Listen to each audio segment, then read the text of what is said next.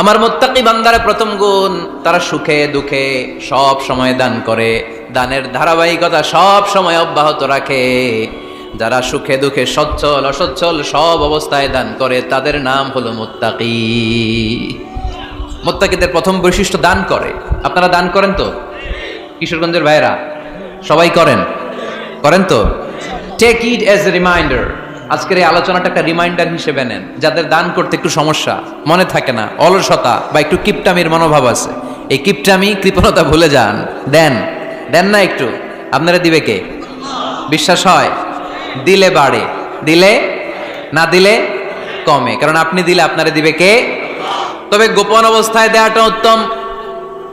প্রকাশ্য দান করলে আল্লাহ কবুল করেন, ওইটাতেও সওয়াব আছে, কিন্তু গোপনে দান করলে বেশি খুশি হয় কে? গোপনে দান করলে আল্লাহর রাগ ক্রোধ কমে যায়। আপনার কোনো পাপের কারণে আল্লাহ যদি আপনার উপর রেগে থাকে, আপনি গোপনে কিছু দান করে দেন, ওই রাগটা মুহূর্তেই ঠান্ডা হয়ে যাবে। 7 শ্রেণীর ব্যক্তিকে আল্লাহ তাআলা আরশের নিচে ছায়া দিবে। তার মধ্যে থেকে 1 শ্রেণীর ব্যক্তি, কিশোরগঞ্জের ভাইয়েরা খেয়াল করে শুনেন, তার মধ্যে 1 শ্রেণীর ব্যক্তি হচ্ছে রাজুলুন তাসাদ্দাকা বিসাদাকা ফাআখফাহা। 1 শ্রেণীর ব্যক্তি হচ্ছে ওই ব্যক্তি যে গোপনে আল্লাহর জন্য দান করে। আচ্ছা, লা তা'লামু শিমালুহু মা তুনফিকু ইয়ামিনু, এমন গোপনে এসে আল্লাহর রাস্তায় দান করে দেয়, তার ডান হাত কি দান করেছে বাম হাত টের পায় না। এই গোপন দান আমার আল্লাহর কাছে খুব প্রিয়। এজন্য একটু দান করার অভ্যেস করেন, অল্প করে করেন। আজকে যেই 5 টাকা দান করে দেন মসজিদে, 2 টাকার নোট থাকলে দান করে দেন, 1 টাকার পয়সা থাকলে দান করে দেন। দান করতেই হবে, কারণ মুত্তাকি হতে চাইলে এই দানের ধারাবাহিকতা কন্টিনিউয়াসলি এটা রাখতে হয়, এটা থামানো যায় না। সময় ভালো বেশি দিলাম, সময় খারাপ কম দিলাম, কিন্তু দিতে হবে। রাজি আছেন? জীবনে আমাদের প্রত্যেকেরই এমন কিছু গোপন আমল ইবাদত আর দান সদকা করা দরকার, যেটা দুনিয়ার কেউ জানে না, জানে আমার রব আর জানি আমি। এরকম দান থাকার দরকার আছে না নাই? তোমার জীবনে এমন কোন গোপন সাদাকা আছে নাকি যেটা আল্লাহ ছাড়া কেউ দেখেনি? এই গোপন সাদাকাটা আল্লাহ খুব পছন্দ করে। এখানে মাদ্রাসা, আজকে আমার ভাই অমুক ভাই দিবেন 2 লক্ষ টাকা, বলেন মারহাবা। এটা উনি আল্লাহর জন্য দিতে পারে, মারহাবার জন্য দিতে পারে, ঠিক কিনা? কিন্তু রাতের আধারে রাস্তার পাশ দিয়ে হেঁটে যাচ্ছেন, মসজিদের দান বাক্সটা লেখা, উপরে সাইনবোর্ডে লেখা মুক্ত হস্তে আল্লাহর ঘরের জন্য দান করুন। কেউ নাই, কাক পক্ষী নাই, রাত বাজে 2টা, হঠাৎ করে পকেট থেকে 1000 টাকার বা 100 টাকার কচকচে নোটটা আপনি দান করে দিলেন। ওই দানটা 1 কোটি টাকার দানের চেয়েও বড় দান। কেউ যেটা দেখে না সেটা দেখে কে? কেউ যেটা জানে না সেটা জানে কে? সবার চোখ ফাঁকি দেয়া গেলেও আমার আল্লাহর চোখ ফাঁকি দেয়া যায়? এজন্য দান করতে হবে একজনের খুশির জন্য। তিনি কে? এজন্য রাব্বুল আলামিন বলেন, মাসালুল্লাযীনা ينفقون أموالهم في سبيل الله كمثل حبة أنبتت 7 سنابل في كل سنبلة 100 حبة والله يضاعف لمن يشاء والله واسع عليم। সুবহানাল্লাহ পড়েন। আল্লাহ বলেন, এই যে তোমরা আমার রাস্তায় দান করো, এটার উপমা একটা চারা বীজের মতো। এই চারা বীজ জমিনে গেড়ে দিলে সেখান থেকে 60টা শীষ গজায়, প্রতিটা শীষ থেকে 100টা করে দানা হয়, প্রতিটা শীষে জন্ম নেয় 100 শস্য দানা। সুবহানাল্লাহ। এক চারা বীজ থেকে যেমনি 700 দানা গজায়, তেমনি 1 টাকা দান করলে এরকম 700 গুণ সওয়াব আপনার আমলনামায় ঢুকাই দিবে কে? যারা দুনিয়ার বুকে প্রকাশ্যে গোপনে দান করত, সচ্ছল আর অসচ্ছল অবস্থায় দান করত, কিয়ামতের দিন যখন তাদেরকে তাদের আমলনামা দেয়া হবে, আমলনামা দেখে বলবে, আল্লাহ এত সওয়াব দুনিয়ার বুকে আমি করি নাই, অন্য কারো আমলনামা তোমার ফেরেশতারা ভুল করে আমারে দিয়েছে। আল্লাহ বললেন, তুমি যে ওই আমার খুশির জন্য দান করেছো, ওই ছোট্ট দানটাকে আমি বড় করে তোমার আমলনামায় ঢুকাই দিচ্ছি। আরো আস্তে কোন সুবহানাল্লাহ। হাদিসে এসেছে, কামা ইউরাব্বি আহাদুকুম ফুলুয়া, তোমরা যেমনি ছাগল পালো বা সুর পালো, আল্লাহ তাআলা তোমাদের দানটাকে এরকম পেলে পুষে বড় করে। আল্লাহ বললে, তুমি যে ওই ছোট্ট দান করেছো, তোমার এই ছোট্ট দানটা আমিও এটারে খাইয়ে দাইয়ে পেলে পুষে বড় করে উহুদ পাহাড়ের সমান করে তোমার আমলনামায় ঢুকিয়ে দিয়েছি। এজন্য আল্লাহ বললেন, আল্লাযীনা ইউনফিকুনা ফিস সাররাই ওয়াদ দাররা, মুত্তাকিদের প্রথম গুণ সচ্ছল আর অসচ্ছল উভয় অবস্থায় আল্লাহর জন্য তারা দান করে। সুবহানাল্লাহ পড়ে। মুত্তাকিদের 2 নাম্বার গুণ আল্লাহ বললেন, ওয়াল কাযিমিনাল গায়জ, মুত্তাকিরা শুধু সুখে দুঃখে সচ্ছল অসচ্ছল অবস্থায় তারা দান করে না, মুত্তাকি বান্দার 2 নম্বরে বৈশিষ্ট্য, তারা রাগকে হজম করে, ক্রোধকে নিয়ন্ত্রণ করে। সুবহানাল্লাহ। তো এই যে রাগী মানুষ আছে না, গুসা উঠছে, এই যে গুসা যে উঠে, এটা খুবই স্বাভাবিক। গুসাটা ওঠা সবার ওঠে, এটা কি বলেন, ওঠে না? ওঠে না? রাগ হবে ইসলামের জন্য। আল্লাহর জমিনে আল্লাহর বিধান লঙ্ঘন হলে আমরা রেগে যাব, চিল্লায় বলেন ঠিক কিনা? এছাড়া কেউ আমাদেরকে রাগাতে পারবে না। ওয়াল কাযিমিনাল গায়জ, মুত্তাকিন বান্দারা রাগকে হজম করে। রাগ হওয়াটা খুব স্বাভাবিক, এটা ন্যাচারাল, এটা কি প্রাকৃতিক। আমাদের দেহে এক ধরনের হরমোন আছে, এটার নাম হচ্ছে অ্যাড্রেনালিন বলে এটাকে, অ্যাড্রেনালিন হরমোন।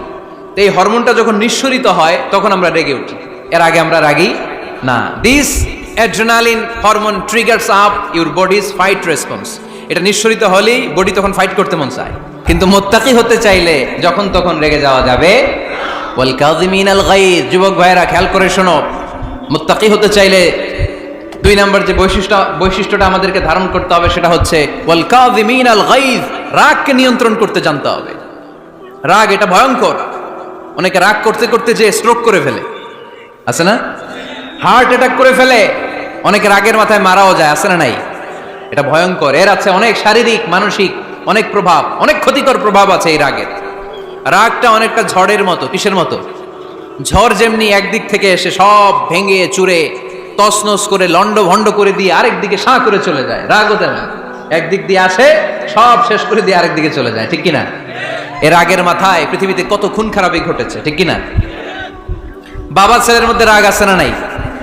বন্ধু বন্ধুর মধ্যে, বন্ধু কয় এটা আমারে দে, ওই বন্ধু বলে না দিব না, রেগে গেছে, কিলাকিলি ঘুষাঘুষি আছে না নাই? বাবা ছেলের মধ্যে জমি জমা নিয়ে হয় না অনেক সময়? বাবা কয় এই জমি তুই পাবি না, পোলায় কয় আমার এই দিবা তুমি। বাপে কয় না দিমু না, পোলায় কয় দিবা। বাপে কয় তোরে তেজ্য পুত্র করে দিলাম, পোলায় কয় তোমার মাথায় আমি কোপ মেরা দিলাম। আছে না? লেগে গেল, মারাত্মক ঝগড়া। হাজবেন্ড ওয়াইফের মধ্যে এগুলো আর হয় না, তাই না? রাগারাগি। শয়তান চায় কি করে ফ্যামিলিকে ব্রেক ডাউন করা যায়। শয়তান একটা আরশের উপর বসে, অন্য শয়তানরা এসে বলে আমি ওজনে কম দেওয়াইছি, কারে কিছুই করস নাই তুই। আরেকজন এসে বলে আমি সুদ খাওয়ানোর ব্যবস্থা করে দিয়ে আসছি, কারে এটা কিছুই না। আরেকজন এসে বলে মাদ্রাসায় যাচ্ছিল আমি সরাই দিছি, কারে এটা কিছুই না।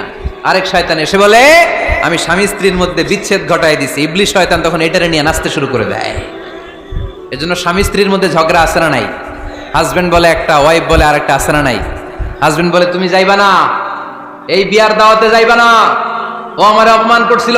বউ কয় আমি যামু, আমার বান্ধবীর বিয়া, তোমার কি? আছে না নাই? হাজবেন্ড কয় না যাবি না, বউ কয় যামু, গেলে তোর খবর আছে। বউ কয় কি করবা? কয় তালাক দিয়ে দিলাম। আছে না নাই? ছোট্ট ঝগড়া থেকে মাথা গরম করে রাগের মাথায় তালাক দিয়ে ফেলে। এজন্য আল্লাহ বললেন والذين ينفقون أموالهم في سبيل الذين ينفقون في السراء والضراء والكاظمين الغيظ والعافين عن الناس। মুমিন বান্দার মুত্তাকিদের প্রথম গুণ দান করে, মুত্তাকিদের দ্বিতীয় গুণ তারা রাগকে হজম করে। সুবহানাল্লাহ পড়ে। আল্লাহ রাসূল বললেন লাইসা শাদীদু বিসসুরআ, কুস্তি খেলে যে অন্যকে মাটিতে শুইয়ে দিতে পারে সে আসল শক্তিশালী না। ইন্নামা শাদীদুল্লাযী ইয়ামলিকু নাফসাহু ইনদাল গাদাব, রাগের মাথায় যখন নিজেকে যে নিয়ন্ত্রণ করতে পারে আল্লাহর কাছে ওই ব্যক্তিটাই শক্তিশালী। কুস্তি খেলে আরেকজনের শোয়াই দিলেন, এ শক্তিশালী না, বরং শক্তিশালী তো সে যে রাগের সময় নিজের উপর নিয়ন্ত্রণ রাখে। এজন্য রাগকে নিয়ন্ত্রণ করতে রাজি আছেন তো? এক সাহাবী এসে বলল ইয়া রাসূলুল্লাহ আউসিনি ইয়া রাসূলুল্লাহ, ও নবী আমারে নসিহত করেন, আমারে কিছু উপদেশ দেন। বিশ্বনবী বললেন লা তাগদাব, তুমি রেগে যেও না। সাহাবী বললেন আরেকটা উপদেশ দেন। বিশ্বনবী বললেন লা তাগদাব, রেগে যেও না। সাহাবী বললেন ও নবী আরেকটা উপদেশ দেন। বিশ্বনবী তৃতীয়বারের জন্য বললেন ও সাহাবী তুমি রেগে যেও না, লা তাগদাব, রেগে যেও না, কারণ রেগে গেলেন তো হেরে গেলেন। অনেকে আপনারা রাগাতে চাইবে নানাভাবে, কিন্তু আপনি রাখবেন না। আপনার সাথে ঝগড়া করতে চাইবে, পায়ে পাড়া দিয়ে ঝগড়া করতে চায়, এরকম আছে না নাই? আপনারা রাগাতে চায়। আল্লাহ রাসূল সাল্লাল্লাহু আলাইহি ওয়াসাল্লাম কখনো রাখতেন না, কখনো না। ওনার উপর অনেক অত্যাচার হয়েছে, উনি রাগেন নাই, উনি ক্ষমা করে দিয়েছেন। কি করেছেন? আল্লাহ রাসূল সাল্লাল্লাহু আলাইহি ওয়াসাল্লাম যখন মক্কায় নামাজ পড়তেন, আল্লাহ রাসূল সাল্লাল্লাহু আলাইহি ওয়াসাল্লাম যখন রুকুতে যেতেন, সিজদায় যেতেন, পিঠের উপরে পচা উটের নাড়ি ভুঁড়ি চাপিয়ে দেয়া হতো। আল্লাহ রাসূল কখনো রেগেছেন? কথা বলেন।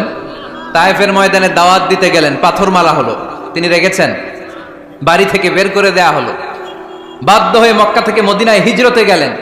মক্কার দিকে তাকিয়ে তাকিয়ে চোখের পানি ছাড়লেন আর বললেন, মক্কা তো আহাব্বুল বিলাদ ইলাইয়া, আমার কাছে সবচেয়ে প্রিয় শহর মক্কা শহর। লাউলা উখরিজতু আমা খারাজতু, আমার যদি বের করে দেয়া না হতো মক্কা থেকে জীবনে কোনোদিন আমি বের হতাম না। তারপরেও বিশ্বনবী রাগেন নাই। ব্ল্যাক ম্যাজিক করে 6 মাস বিশ্বনবীকে অসুস্থ করে রাখা হয়েছে, তিনি রাগেন নাই।